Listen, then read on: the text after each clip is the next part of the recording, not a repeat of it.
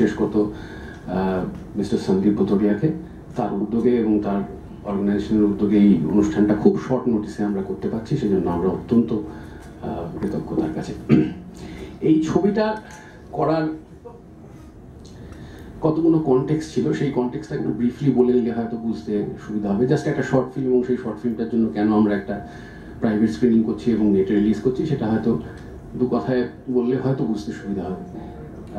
আমি ফড়িং বলে যে ছবিটা বছর 3 আগে করেছিলাম, সেই ছবিটার হল সংক্রান্ত যে অভিজ্ঞতা আমার হয় এবং তার পরবর্তীকালে ছবিটার ইন্টারনেটে যে প্রসার ইত্যাদি আমি দেখি, তার থেকে আমার একটা ধারণা হয় যে বাংলা ছবির যদি কোনো ভবিষ্যৎ আমাদের মডেল তৈরি করতে হয়, সেই মডেলটা তৈরি নয়, সেই মডেলটা অত্যন্ত অস্পষ্ট, কিন্তু তার পথে কতগুলো জিনিস খুব জরুরি।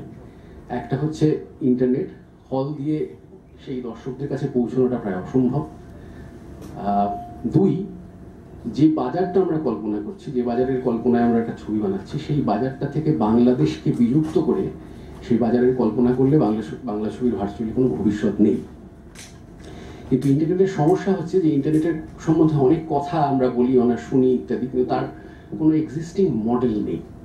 আমি খুব সংক্ষিপ্তভাবে যেটা বলবো সেটা হচ্ছে যে এই ছবিটা করার পেছনে সেই মডেলটার একটা রূপরেখা তৈরি করার একটা চেষ্টা আছে। অন্তত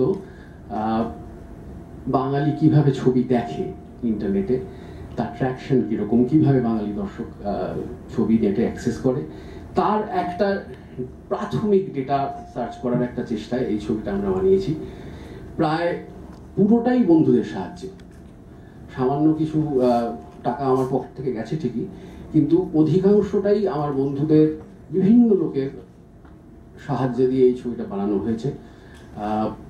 নানা লোক ধার দিয়েছেন, বলেছেন ফেরত দিতে হবে না। চেরি পিক্সের পথচালিকা সৌম্য, তারা ক্যামেরা এডিটিং এবং কালার কারেকশন সেট আপ আমাদের মানে নিঃশর্তে লোন দিয়েছেন। জোজো তার সাউন্ড স্টুডিও ব্যবহার করতে দিয়েছে। প্রত্যেকটা স্তরে বিভিন্ন লোক এত সাহায্য করেছেন যে তাদের সাহায্য ছাড়া এই এক্সপেরিমেন্টটা করা আমাদের পক্ষে সম্ভব হতো না।